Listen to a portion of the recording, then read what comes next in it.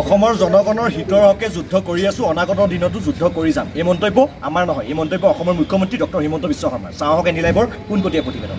মাইণ্ডবিলাক কিমান পয়জন কৰি দিছে। আপোনাৰ নামটো কি? শাহ আলম। আপোনালোক শাহ আলম বা USTMৰ মহিবুল হক, আপোনালোকে চব বস্তু যেনেকে মিলাই দিছে আমি থাকিম। প্ৰতিদিনেও কৰিছে, কেইবাটাও নিউজ চেনেলে কৰিছে। মই শাহ আলমক প্ৰশ্ন সুধিম যে কেতিয়াবালৈকে আমিবোৰ থাকিম নে নাই অসমত? আমাক থাকিব দিবনে নাই? কেতিয়াবা এই কথাখিনি ক'ব। কেতিয়াবালৈকে আমি থাকিব পাৰিম নে নাই সেই বস্তুটো শাহ আলম মহিবুল হকে আমাক বুজাব লাগিব না, হয়নে? কালি আইন আহিল।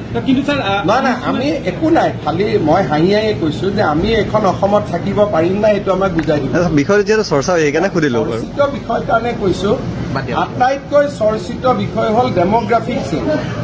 গতিকে শাহ আলম মহিবুল হকে হিমন্ত বিশ্ব শৰ্মা, ৰামেশ্বৰ তেলীক থাকিব দিব নাই এইটো কেতিয়াবা ডিছকাছ কৰি লম।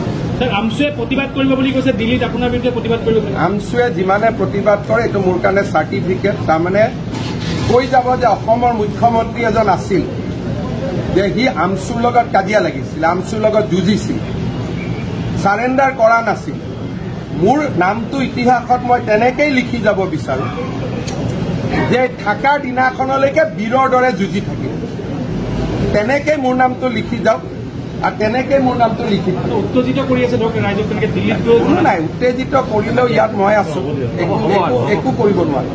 মোৰ কাম আছে মুছলিম পাৰ্চনেল ল কালি পাছ কৰোৱা, পাছ কৰাই দিম। উত্তেজিত কৰি থাকিব। উত্তেজিত কৰিলেও কাজিৰ দোকান বন্ধ।